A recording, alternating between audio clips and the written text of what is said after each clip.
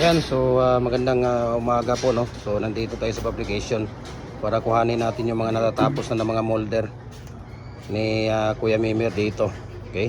So ito po ay 4x4 by 8 feet na pins concrete post molder at saka dragon fruit post natin. Mayroon tayong previous doon na dalawa. Ayan Kuya, pwede nyo nang i-ano doon. Buksan nyo lang Kuya yung ano Buksan nyo para hindi masira yung ano natin. Ayan.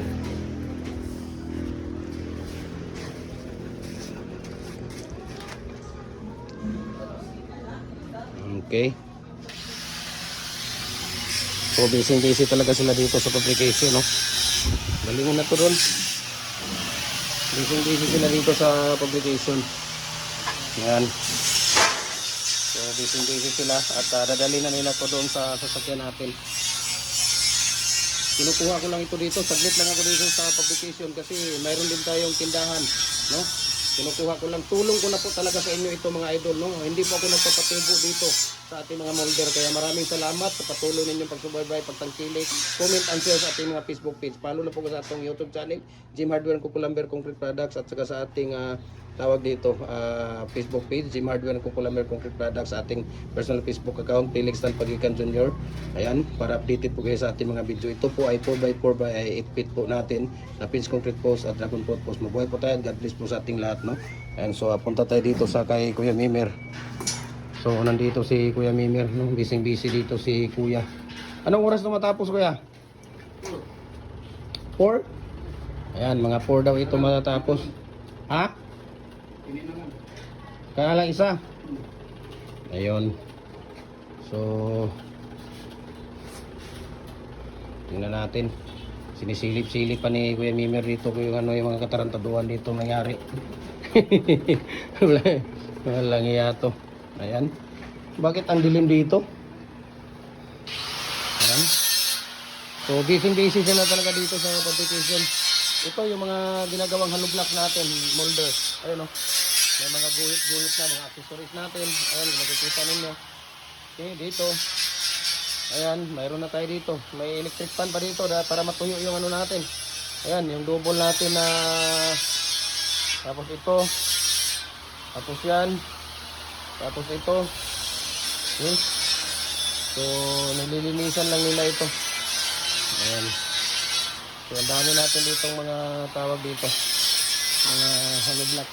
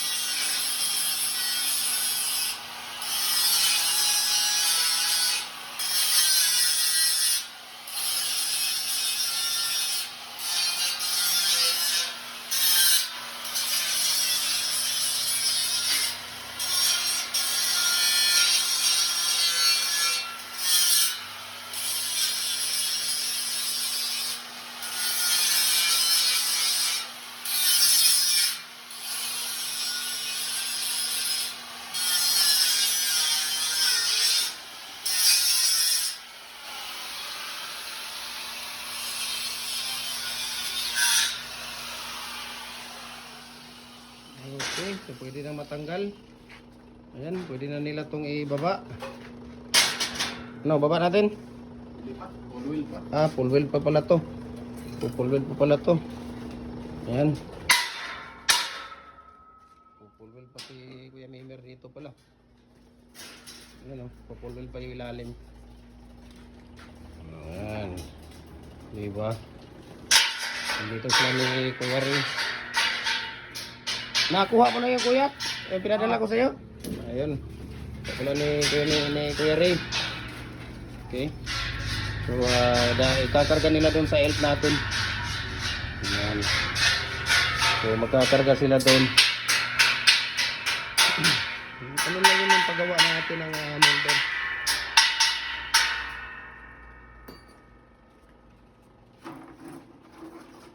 Ayan. So, full wheel pa sila dito sa ilalim.